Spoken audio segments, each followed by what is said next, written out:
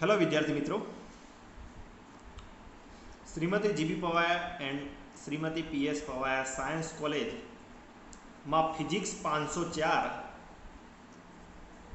BSc sem 5ના વિદ્યાર્થીઓ એટલે કે ટીવાય બીએસસીના વિદ્યાર્થીઓ માટે હું દૈનિક દેસાઈ તમારે ફિઝિક્સ 504નું પેપર લેવાનો છું. તો અહીં આગળ 504 પેપરની વાત કરતાં પહેલાં આપણે પેપરનો સિલેબસ પહેલાં અહીંયા આગળ આપણે જોશું. એક એક વસ્તુ તમને સિલેબસની અંદર સમજાવતો જઈશ, ત્યારબાદ તમારે આગળ આપણે ચેપ્ટરને જોવાનું છે. હવે સિલેબસની વાત કરીએ તો સિલેબસમાં તમે અહીંયા આગળ પેજ નંબર 1ની અંદર તમે સિલેબસ જોઈ શકો છો.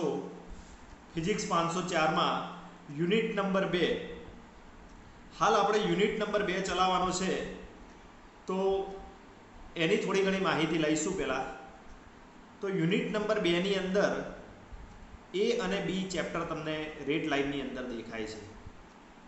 હવે અહીંયા આગળ પહેલું ચેપ્ટર જે છે બેઝિક ટ્રાન્ઝિસ્ટર એમ્પ્લીફાયર, એની અંદર આપણે એક એક ટોપિક અંદર જોઈએ. આપણે એ ટોપિકને તમારે 1 બાય 1 આપણે ભણવાના છે, બરાબર. હવે બેઝિક ટ્રાન્ઝિસ્ટર એમ્પ્લીફાયરની જો વાત કરીએ તો બેઝિક ટ્રાન્ઝિસ્ટર એમ્પ્લીફાયરમાં પહેલા નંબરમાં તમે જુઓ કે કરંટ એન્ડ વોલ્ટેજ એમ્પ્લીફાયર છે. તો કરંટ એન્ડ વોલ્ટેજ એમ્પ્લીફાયરમાં આપણે તમે એમ્પ્લીફાયર વિશે થોડી ઘણી માહિતી આગળ જોઈ ગયા છો. તો એમ્પ્લીફાયર શું છે? તો એમ્પ્લીફાયર એક એવી વસ્તુ છે કે જેના 2 ઇનપુટ છેડા અને 2 આઉટપુટ છેડા હોય છે. 2 ઇનપુટ અને 2 આઉટપુટની અંદર તમે અલગ અલગ વસ્તુઓ તમે અંદર જોડેલી છે. તો તમે ધારો કે અંદર રેઝિસ્ટર, એમીટર એ ટ્રાન્ઝિસ્ટરની અંદર બાયસિંગ કરી અને એવી જે પ્રોસેસ બનાવો છો, તો એના અંદર તમે વોલ્ટેજ કેટલો તમારે એમ્પ્લીફાયરની અંદર દાખલ કરવાનો છે અને કરંટ કેટલો દાખલ કરવાનો છે, તો એ પ્રકારે આપણે અલગ અલગ એમ્પ્લીફાયર આપણે માહિતી જોઈશું. ત્યારબાદ બીજા નંબરમાં જુઓ common emitter amplifier with emitter resistor. હવે દેખો, તમે કોમન એમીટર એમ્પ્લીફાયર વિશે તો તમે જાણો જ છો કે એમીટર તમારે કોમન હોય એવી કન્ડિશનમાં, એમીટર કોમન હોય એટલે કે ઇનપુટ અને આઉટપુટની અંદર એમીટર તમારે કોમન રહેશે. તો એના અંદર તમારે એમીટરની અંદર તમારે રેઝિસ્ટર જોડવાનો છે. આ રેઝિસ્ટર જોડશો એટલે તમને જે તમને પરિસ્થિતિ ઇનપુટ અને આઉટપુટની અંદર તમને મળે એ તમારે બેઝિક ટ્રાન્ઝિસ્ટર એમ્પ્લીફાયર આવશે. ત્યારબાદ ત્રીજા નંબરમાં જુઓ બેઝિક ટ્રાન્ઝિસ્ટર એમ્પ્લીફાયરમાં કે simplified common emitter hybrid model. હવે આપણે અહીં આગળ હાઇબ્રિડ મોડેલની ચર્ચા કરવાની છે. એટલે કે તમે જે એચ પેરામીટર ભણી ગયા છો, તમે આર પેરામીટર વિશે પણ તમને ખ્યાલ હશે, એચ પેરામીટર વિશે પણ તમને ખ્યાલ હશે. તો તમે જે એમીટર હાઇબ્રિડ મોડેલ તમારું જે રજૂ કરવાનું છે, શેનું તમારે રજૂ કરવું પડશે? તો તમે જે કોમન એમીટર એમ્પ્લીફાયર તમે રજૂ કરેલો છે, તો એનું તમારે હાઇબ્રિડ મોડેલ તમારે રજૂ કરવું પડશે. ત્યારબાદ ચોથા નંબરમાં જુઓ effect of an emitter bypass capacitor in low frequency response. હવે દેખો, જ્યારે તમે એમીટર રેઝિસ્ટર સાથે કોમન એમીટરને જોડશો, એમીટર રેઝિસ્ટર તમે જોડશો, ત્યારે તમારે એમીટર રેઝિસ્ટરની બાજુમાં તમારે એક બાયપાસ કેપેસિટર જોડવાનો છે લો ફ્રીક્વન્સી રિસ્પોન્સની અંદર. તો એની તમને શું વેલ્યુ મળે છે એ તમે આના અંદર સમજી શકશો. પછી જુઓ બીજા નંબરનું જે તમારું યુનિટ 2ની અંદર ચેપ્ટર છે, એના અંદર બીજા નંબરનું જે ચેપ્ટર છે એ છે તમારે મલ્ટી સ્ટેજ એમ્પ્લીફાયર. હવે આપણે આ સિંગલ સ્ટેજની વાત કરી છે. હવે આપણે અલગ અલગ મલ્ટી સ્ટેજ આવશે એવા એમ્પ્લીફાયરની જો વાત કરીએ તો એમાં મલ્ટી સ્ટેજ ટ્રાન્ઝિસ્ટર એમ્પ્લીફાયર એક તો આવશે, ત્યારબાદ એક આરસી કપલ્ડ એમ્પ્લીફાયર છે બીજા નંબરમાં જુઓ, ત્યારબાદ ટ્રાન્સફોર્મર કપલ્ડ એમ્પ્લીફાયર છે. ટ્રાન્સફોર્મર કપલ્ડ એમ્પ્લીફાયરનો આપણે પ્રેક્ટિકલ પણ આવે છે ટીવાય ફિઝિક્સની અંદર. ત્યારબાદ ડાયરેક્ટ કપલ્ડ એમ્પ્લીફાયર પણ આવે છે. પછી આપણે ચોથા નંબરમાં ડાયરેક્ટ કપલ્ડ એમ્પ્લીફાયર જોયા, પછી પાંચમા નંબરમાં જુઓ effect of cascading on bandwidth. હવે આપણે બેન્ડવિડ્થની ચર્ચા કરવાની છે કે એના અંદર તમને બેન્ડવિડ્થ કેટલી જોવા મળે છે. હવે આગળ જોઈએ તો અહીં આગળ એમ્પ્લીફાયરમાં કઈ રીતની કન્ડિશન હોય છે આપણે જોઈએ તો બેઝિક વસ્તુઓ આપણે જોઈએ તો એમ્પ્લીફાયરની અંદર મેં તમને વાત કરી કે બે ઇનપુટ જોઈ લો, આ બે ઇનપુટ છેડા અને આ બે છેડા આઉટપુટ. હવે એમ્પ્લીફાયરની જે વચ્ચેની જે વસ્તુ છે એ વસ્તુની અંદર તમે શું જોડતા હશો એ તમારે વિચાર કરવાનો છે. તો એમ્પ્લીફાયરની અંદર વચ્ચે શું જોડવાનું છે તો આપણે એના અંદર આપણે આ પ્રકારે ટ્રાન્ઝિસ્ટર જોડી શકીએ છીએ. જુઓ ટ્રાન્ઝિસ્ટરનો મેં એમ્પ્લીફાયર પરિપથ બનાવ્યો છે કે જેના બે ઇનપુટ છેડા છે અને બે આઉટપુટ છેડા છે. અહીં આગળ ટ્રાન્ઝિસ્ટર એમ્પ્લીફાયરમાં એમ્પ્લીફાયરની કન્ડિશન એવી હોય છે કે એનું સિગ્નલ નાનું ઇનપુટમાં હોવું જોઈએ અને મોટું સિગ્નલ તમને આઉટપુટમાં મળવું જોઈએ. પણ એની જે સાઇન તમને જે દેખાય છે દેખો આ પ્રમાણે છે સાઇન એની. તો આ જે સાઇન છે ઇનપુટમાં જેવી હોય એવી ને એવી આઉટપુટમાં તમને મળવી જોઈએ. એની સાઇન બદલાવી જોઈએ નહીં. જો સાઇન બદલાઈ જશે તો તમને યોગ્ય આઉટપુટ મળશે નહીં અને જે એનું સિગ્નલ છે એ સિગ્નલની અંદર ડિસ્ટોર્શન તમને જોવા મળે છે. હવે આગળ મેં વાત કરી કે ટ્રાન્ઝિસ્ટર એક શું પરિપથ છે તો ટ્રાન્ઝિસ્ટર પરિપથ જાણવા માટે આપણે SYBSCની અંદર ફરીથી જઈશું. તો SYBSCમાં તમે ભણી ગયેલા છો કે SYBSCમાં શું આવતું કે બેઝિક ટ્રાન્ઝિસ્ટર એમ્પ્લીફાયર જે આવતું નિયત બાયસ પરિપથ આવતો, બરાબર છે, કલેક્ટર બેઝ બાયસ પરિપથ આવતો. તો આવા જે બાયસ પરિપથો હતા એ બાયસ પરિપથો કેમ લીધા હતા? બાયસ પરિપથો લેવાની જરૂર શેના માટે પડે છે તમારે? તો બાયસ પરિપથો આપણે એટલા માટે લઈએ છીએ કે અહીં આગળ તમારે ટેમ્પરેચર આના અંદર ભાગ ભજવે છે. તો કોઈ બી ટ્રાન્ઝિસ્ટર આપણે તમારે લઈ લીધો, સપોઝ આપણી પાસે આ એક ટ્રાન્ઝિસ્ટર છે. આ ટ્રાન્ઝિસ્ટરની અંદર તમે જાણો છો કે કરંટ જે છે એ NPN ટ્રાન્ઝિસ્ટર આપણે લીધું છે. તો કરંટ જે છે એ આ એમિટર જંકશન છે, આ બેઝ જંકશન છે અને આ કલેક્ટર જંકશન છે. NPN ટ્રાન્ઝિસ્ટર તમે આ પ્રમાણે લો છો. હવે અહીં આગળ તમારે ઇલેક્ટ્રોન જે છે કરંટ જે પસાર થશે એ ક્યાંથી થશે? બેટરીમાંના માઇનસ છેડામાંથી નેગેટિવ જે છે એટલે કે અહીંયા આગળ N છેડો જે છે એમિટરનો, એ એમિટરના N છેડા ઉપર જે ઇલેક્ટ્રોન આના અંદર Nની અંદર સૌથી વધારે ઇલેક્ટ્રોન હોય, Pની અંદર સૌથી વધારે હોલ હોય છે અને કલેક્ટરમાં Nની અંદર સૌથી વધારે ઇલેક્ટ્રોન હોય છે પાછા. તો આમાં Nની અંદર રહેલો જે ઇલેક્ટ્રોન છે એ ઇલેક્ટ્રોન ઉર્જા લઈ અને ક્યાં જશે? ત્યાંથી છટકીને બેઝમાંના હોલ સાથે સંયોજાય છે.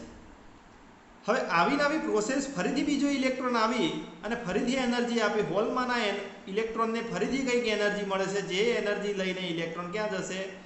કલેક્ટરમાંના ઇલેક્ટ્રોન સાથે સંયોજાય છે. કલેક્ટરમાંનો જે ઇલેક્ટ્રોન છે છટકીને ક્યાં જશે? પાછો બેટરીમાં આવશે. ત્યાં આગળ પરિસ્થિતિ તમારી ન્યુટ્રલ થઈ જાય છે. તો આવીને આવી પ્રોસેસ તમારે ચાલુ ને ચાલુ રહેશે, બરાબર છે. તો અહીંયા આગળ કન્ડિશન આપણે આ પ્રકારે લીધી. તો અહીંયા આગળ તાપમાનની અંદર શું પરિસ્થિતિ હતી?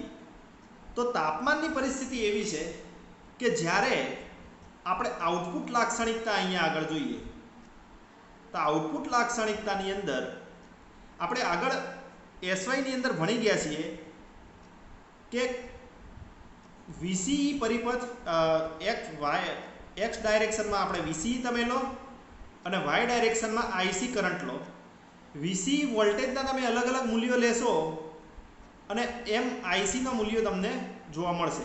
એ પ્રમાણે તમને અહીંયા આગળ જે આ જે લાઈનો જોવા મળે છે એ તમને શેની મળે છે? IB ની તમને લાઈનો જોવા મળે છે. એટલે IB એટલે બેઝ કરંટની તમને લાઈનો જોવા મળે છે. હવે બેઝ કરંટનું મૂલ્ય જે આવે છે તમારે એ યોગ્ય DC ઇનપુટ હોવો જોઈએ. એના અંદર એસીની અમુક અશુદ્ધિઓ હોય છે જેના કારણે આપણે અમુક કેપેસિટર જોડીએ છીએ અને કેપેસિટર જોડ્યા પછી એની એસીની અમુક અશુદ્ધિઓ નીકળી જાય છે. એસીને જ પસાર થવા દેશે, ડીસીને પસાર થવા દેશે નહીં. તો એવી રીતે અહીં આગળ આપણે જે તાપમાન વધે તો તાપમાન વધવાના કારણે શું થાય છે? અહીંયા આગળ લીકેજ પ્રવાહનો વધારો થાય છે. લીકેજ પ્રવાહ એટલે IC માંથી એટલે કે IC કરંટ એ ક્યાં જશે? બેઝની અંદર જશે. જેને આપણે શું નામ આપ્યું છે? ICO, જેને કહેવામાં આવે છે લીકેજ કરંટ. આ જે લીકેજ કરંટ જે છે એ લીકેજ કરંટ તમારે અહીં આગળ જો વધી જાય તો ટ્રાન્ઝિસ્ટરને કાયમી ડેમેજિંગ પ્રોસેસ થાય છે. જેના કારણે અહીંયા આગળ રહેલું જે ક્યુ બિંદુ છે એ ક્યુ બિંદુને તમને ઉપરની તરફ થોડું ખસેલું દેખાય છે, જે સંતૃપ્ત વિસ્તારની અંદર જતું રહે છે, જે ન જવું જોઈએ. આપણે જો સંતૃપ્ત વિસ્તારમાં ન જાય તો આપણે અહીંયા આગળ ટ્રાન્ઝિસ્ટર જે છે એની સ્ટેબિલિટી નક્કી કરી શકે છે કે ટ્રાન્ઝિસ્ટર આપણું જે છે સ્ટેબલ છે. હવે આ કન્ડિશન સ્ટેબલ રાખવા માટે એક કન્ડિશન છે જેને ટ્રાન્ઝિસ્ટરનો એમિટર જે છેડો છે એ ફોરવર્ડ બાયસ હોવો જોઈએ અને કલેક્ટર જે છેડો છે એ રિવર્સ બાયસ હોવો જોઈએ. હવે આ કન્ડિશન ક્યારે થશે? જ્યારે બેટરીનો માઇનસ છેડો એ એમિટરના સાથે એટલે કે માઇનસ છેડા સાથે નેગેટિવ સાથે જુઓ તો માઇનસ માઇનસ સાથે શું થશે? અહીંયા ફોરવર્ડ બાયસ કન્ડિશન થશે અને માઇનસ પ્લસ સાથે રિવર્સ બાયસ કન્ડિશન તમને જોવા મળશે. હવે આપણે અહીં આગળ જોઈએ તો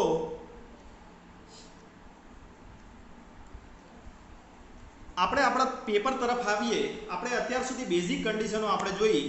હજી સુધી આપણે ટ્રાન્ઝિસ્ટરનો પેરામીટર આપણે જોવાનો બાકી છે. પેરામીટર જોશું તો તમને ખબર પડશે. તો 504 પેપરની અંદર unit number 2 current end voltage એમ્પ્લીફાયરમાં ઇન્ટ્રોડક્શનમાં આપણે જોઈએ હાઇબ્રિડ પેરામીટર અથવા તો H પેરામીટર. એને હાઇબ્રિડ પેરામીટર કહેવામાં આવે છે કાં તો H પેરામીટર તમને કહેવામાં આવે છે. અહીંયા તમને હાઇલાઇટથી હું તમને બતાવું છું એક એક વસ્તુ. તો તમે જુઓ, આપણે કોઈ એક એવો એક્ટિવ ડિવાઇસ લીધો છે. તમને જુઓ અહીંયા લખેલું છે આ એક્ટિવ ડિવાઇસ તમારો. એવો કોઈ એક્ટિવ ડિવાઇસ લીધો છે કે જેના 2 ઇનપુટ છેડા છે અને 2 આઉટપુટ છેડા છે. બરાબર? તો આ એક એક્ટિવ ડિવાઇસ કયો થઈ ગયો? તમારો એક પ્રકારે એમ્પ્લીફાયર થઈ ગયો. હવે જુઓ, તમારે ઇનપુટની અંદર જે કરંટ હશે એને આપણે શું કહીએ છીએ? I1. જે વોલ્ટેજ હશે એને શું કહેશો તમે? V2. આઉટપુટમાં જે તમારે કરંટ છે એને શું કહેશો? I2. જે વોલ્ટેજ છે એને તમે કહેશો V2. હવે અહીં આગળ આપણે મેથેમેટિકલી જે કોઈ સ્વરૂપની અંદર જઈએ તો મેથેમેટિકલી અહીંયા આગળ શું ઇમ્પ્રૂવ થાય છે કે ઇનપુટ કરંટ દેખો તમને અહીંયા આગળ દેખવા મળે છે. ઇનપુટ કરંટ આ જે ડિવાઇસ છે એમ્પ્લીફાયર એના અંદર ઇનપુટ કરંટ જે છે અને આઉટપુટ વોલ્ટેજ, ઇનપુટ કરંટ અને આઉટપુટ વોલ્ટેજ એટલે કે ઇનપુટ કરંટ શું છે તમારો? I1. આઉટપુટ વોલ્ટેજ છે તમારો V2. એ બંને વસ્તુઓને આપણે શું લેવાનું છે? ઇન્ડિપેન્ડન્ટ વેરિયેબલ લેવાના છે. આ વસ્તુઓ તમારે વેરિયેબલ જ છે પણ ઇનપુટ કરંટ અને આઉટપુટ વોલ્ટેજને તમારે ઇન્ડિપેન્ડન્ટ વેરિયેબલ લેવાના છે. બરાબર? આપણે મેથેમેટિકલી આપણે ધારવાનું છે. એવી જ રીતે તમારે ઇન્ડિપેન્ડન્ટ જો 2 વેરિયેબલ લીધા તો બીજા 2 જે તમારા વેરિયેબલ છે એ તમારા કયા છે? તો તમારા બીજા 2 છે દેખો, આઉટપુટ કરંટ એટલે કે I2 અને ઇનપુટ વોલ્ટેજ એટલે કે V1 ઇનપુટ વોલ્ટેજ અહીંયા દેખો તમને V1 એટલે કે તમારે શું છે એ ઇનપુટ વોલ્ટેજ એ તમારે ડિપેન્ડેડ વેરિયેબલ લેવાના છે, બરાબર. આ કન્ડિશન તમે ખાસ યાદ રાખો, ના હોય તો તમે જોડે જોડે ચોપડામાં લખતા પણ રહો તો તમને થોડી થોડી માહિતી ખબર પડશે. હવે અહીંયા આગળ આપણે ફંક્શનલ સ્વરૂપમાં આપણે જો જોઈએ તો ફંક્શનલ સ્વરૂપની અંદર અહીંયા આગળ આપણી પાસે જે ઇન્ડિપેન્ડન્ટ વેરિયેબલ છે એના બે ફંક્શન આપણે બનાવીશું, બરાબર. તો અહીંયા આગળ ડિપેન્ડન્ટ વેરિયેબલ જે છે એના બે ફંક્શન બનાવીશું. એટલે કે ફંક્શનની અંદર આપણે જોઈએ કે આઉટપુટ કરંટ I2 જે છે, દેખાય છે તમને? આઉટપુટ કરંટ જે I2 છે એનું જો ફંક્શન બનાવીએ તો I2 બરાબર શું આવે છે? ફંક્શન I1 V2, જે ઇન્ડિપેન્ડન્ટ વેરિયેબલ છે આપણે ફંક્શનની અંદર લઈ લેવાના છે. એવી જ રીતે ઇન્ડિપેન્ડન્ટ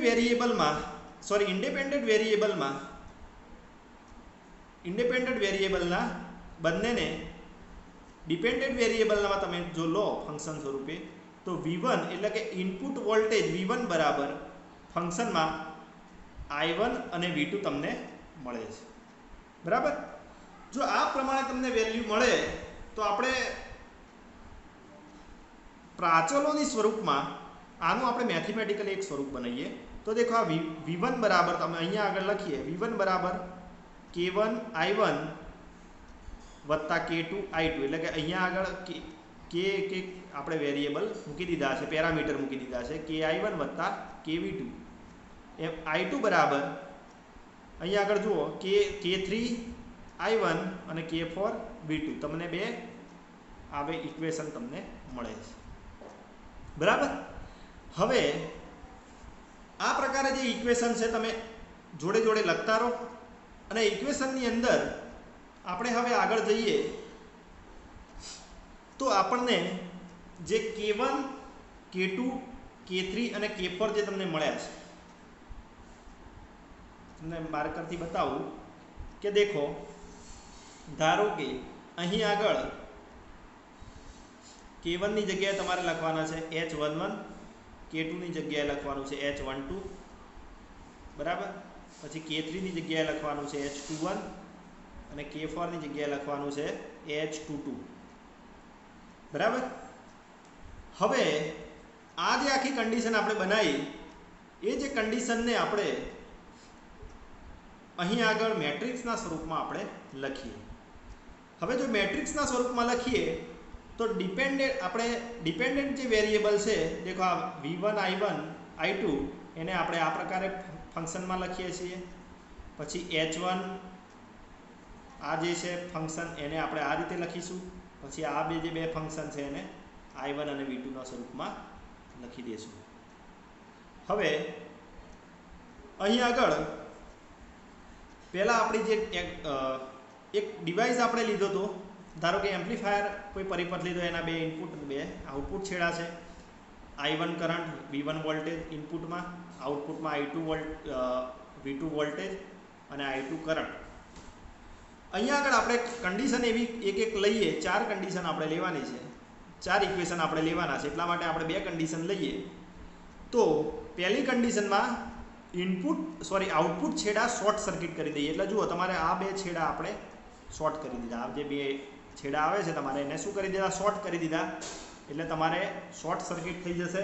એટલા માટે V2 વોલ્ટેજ તમને મળશે નહીં. એટલા માટે V2 વોલ્ટેજ આપણે 0 લઈ લીધો. હવે જો V2 વોલ્ટેજ તમે 0 લો તો આપણે ઇક્વેશનની અંદર ઇક્વેશન 1 ની અંદર તમે જાઓ. ઇક્વેશન 1 માં શું છે? V1 બરાબર H11 I1 વત્તા H12 V2, આવું ઇક્વેશન છે આપણું, બરાબર.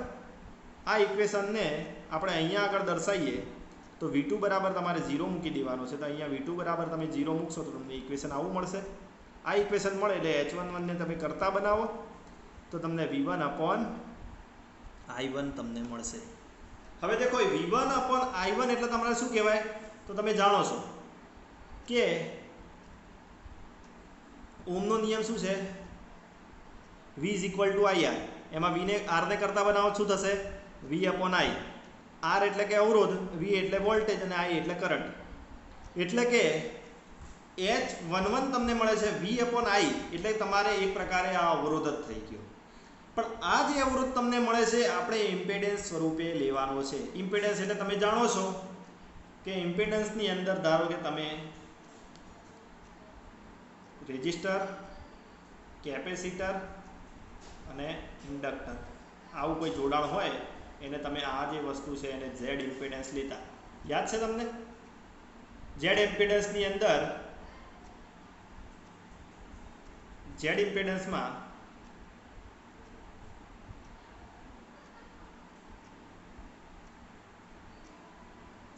અહીંયા આગળ જોઈએ આપણે. ઝેડ ઇમ્પેડન્સમાં અહીં આગળ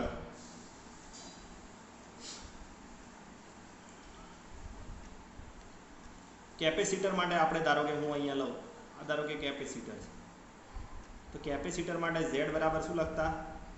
માઇનસ જે અપોન ઓમેગા સી, આવું એક લખતા. બરાબર. પછી ઇન્ડક્ટર માટે શું લખતા? આવો ધારો કે ઇન્ડક્ટર હોય તો એના માટે શું લખતા? એલ ઓમેગા જે એલ ઓમેગા. બરાબર, આવું લખતા તમે. પછી આપણે આ બધાને જો ભેગી કરીએ તો તમને એવી કોઈ ધારો કે કેપેસિટર અને એલ ઓમેગા જે એલ ઓમેગા માઇનસ જે ઓમેગા સી, આ પ્રમાણે તમને ઇમ્પેડન્સની વેલ્યુ ઝેડ બરાબર તમને મળતી. હવે અહીંયા આગળ કન્ડિશન જો આપણે લઈએ તો તમને અહીંયા આગળ H11 તમને શું મળે છે? એક ઇમ્પેડન્સ મળે છે. આ ખાસ લખી રાખજો. હવે આને આપણે કઈ રીતે લખી શકીએ? તો આપણે એને લખવાનું છે કે H11 ને આપણે તમે લખી શકો કે input impedance with output short circuited. એટલે કે જો દેખો તમારે આઉટપુટ આપણે શું કરી દીધું? શોર્ટ સર્કિટ કરી દીધું. એ વખતનો તમારો ઇનપુટ ઇમ્પેડન્સ તમને મળ્યું છે. હવે આની આ કન્ડિશન ઇક્વેશન 2 ની અંદર તમે લઈ લો તો અહીંયા ઇક્વેશન 2 માં V2 બરાબર 0 મૂકો તો અહીંયા આગળ શું મળશે? H21 બરાબર I2 upon I1 તમને મળશે. તો I2 upon I1 તમને જો મળે તો H21 બરાબર તમે શું કહી શકો? I2 upon I1 એટલે કરંટ ગેઇન કહેવાય કે ઇનપુટમાંથી કેટલો આઉટપુટમાં કરંટ આવ્યો. એટલે કે I2 upon I1 બરાબર ફોરવર્ડ ટર્મિનલ કરંટ ગેઇન કહેવાય. એટલે અહીંયા આગળ તમારે ઇનપુટમાં જે કરંટ આપ્યો એટલો તમને આઉટપુટમાં મળ્યો એને આ તમે ગેઇન કહો છો. તો તમને ફોરવર્ડ એટલે બહારથી પહેલેથી આગળથી આપ્યો છે એટલે કે ફોરવર્ડ ટર્મિનલ કરંટ ગેઇન તમે કહી શકો છો. ત્યારબાદ આપણે આગળ જઈએ તો અહીંયા આગળ હવે એનો જ એક્ટિવ ડિવાઇસ બીજી કન્ડિશનમાં આપણે જો લઈએ, બીજી કન્ડિશન તમારે શું આવશે? Input terminal are open circuited. એટલે આ બંને ઇનપુટને આપણે ઓપન રાખો તો તમને શું વેલ્યુ મળે છે આપણે જોઈએ. જો ઇનપુટ ઓપન રાખશો તો I1 કરંટ જે છે તમારો શું થઈ જશે? 0. તો I1 કરંટ તમારો 0 થાય તો અહીંયા આગળ I1 બરાબર સમીકરણ તમારું જે છે 1, એ સમીકરણ 1 માં I1 બરાબર 0 મૂકો તો તમને શું મળશે? V1 બરાબર H11 I1 0 થઈ ગયો, H12 V2 તમને મળ્યા. હવે H12 બરાબર તમને V1 upon V2 મળે છે. હવે V1 upon V2 એટલે વોલ્ટેજ રેશિયો થઈ ગયો. એટલે કે H12 એટલે open circuited reverse transfer ratio. એટલે કે તમને વોલ્ટેજ તમને પાછળથી આગળનો કેટલો વોલ્ટેજ મળ્યો છે એ તમે અહીંયા આગળ કહી શકો છો કે H12 એટલે કે open circuited reverse transfer ratio તમે કહી શકો છો. બરાબર. હવે એવી ને એવી કન્ડિશન સમીકરણ 2 ની અંદર લઈ લો. પેલા આપણા તો સમીકરણ 2 માં લેશો I1 બરાબર 0 તો તમને H22 તમને શું મળે છે? I2 upon V2. દેખો V upon I એટલે શું હતું? રેઝિસ્ટર એટલે કે ઇમ્પેડન્સ. અને હવે I upon V છે. દેખો અહીંયા આગળ I upon V છે તો શું થઈ જાય? અવરોધની અવરોધકતા, બરાબર છે. પેલો ઓમ એકમ હતો તો પેલો મો એકમ થઈ જશે સિમેન્સ. તો અહીંયા આગળ તમે ઇમ્પેડન્સની જગ્યાએ હવે શું કહી શકશો તમે? એડમિટેન્સ. હવે H22 ને આપણે શું નામથી ઓળખશું? તો ઓપન સર્કિટેડ, એટલે સર્કિટ બંને ઓપન હતી, આ ઇનપુટ છેડા ઓપન હતા, તો એ વખતે આઉટપુટ એડમિટન્સ તમને મળે છે. H22 તમને શું મળે છે? Output admittance. એનો યુનિટ છે મો અને સિમેન્સ કહેવામાં આવે છે. હવે આપણે એક એક વસ્તુ ફરી લઈ લઈએ. H11 ને આપણે શું કીધું? Input impedance. H12 ને આપણે કીધું રિવર્સ વોલ્ટેજ ગેઇન. H21 ને કીધું આપણે ફોરવર્ડ કરંટ ગેઇન અને H22 ને કીધું આઉટપુટ એડમિટન્સ. હવે H11 ને છે તમારે HI તરીકે ઓળખવાનો છે, કારણ કે અહીંયા આગળ જુઓ એને દરેકને આપણે અલગ અલગ કન્ડિશનથી નામ લીધા. તો H11 ને આપણે HI થી તમારે ઓળખવાનો છે, જેને ઇનપુટ ઇમ્પેડન્સ એટલે કે ઇનપુટ છે H11 HI. પછી H12 એટલે કે રિવર્સ HR તરીકે તમારે રિવર્સ વોલ્ટેજ ગેઇન, એટલે કે HR એટલે તમે શું કહેશો? Reverse voltage gain. Voltage gain એટલે તમારે V1/V2, એટલે V2 માંથી V1 માં કેટલો વોલ્ટેજ મળ્યો એટલા માટે રિવર્સ વોલ્ટેજ ગેઇન આપણે કહીએ H12, યાદ રાખજો. પછી H21 એટલે કે HF એટલે કે ફોરવર્ડ કરંટ ગેઇન. હવે આપણે H21 ને એવું બધું નહીં લખવું આગળ. હવે HF, HI, HR એ રીતે જ લખીએ. એટલે H21 એટલે શું લખશો? HF forward current gain. HF એટલે કે ફોરવર્ડ કરંટ ગેઇન એટલે કે I2/I1, બરાબર. હવે H22 એટલે તમે શું કહેશો? HO એટલે આઉટપુટ એડમિટન્સ. એટલે આપણે જોયું ને આગળ એડમિટન્સ એટલે કે I2/V2 હમણાં જ જોયું આપણે આના અંદર આ કન્ડિશનમાં. તો અહીં આગળ આપણે આ પ્રમાણે હાઇબ્રિડ પેરામીટરની ચર્ચા કરી.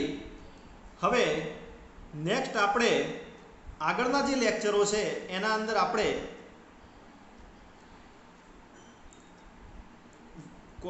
વોલ્ટેજ અને કરંટ એમ્પ્લીફાયર જોઈશું, અને વોલ્ટેજ અને કરંટ એમ્પ્લીફાયર જોયા પછી કોમન એમિટર એમ્પ્લીફાયર માટે એમિટર રેઝિસ્ટર સાથેની આપણે ચર્ચા કરીશું.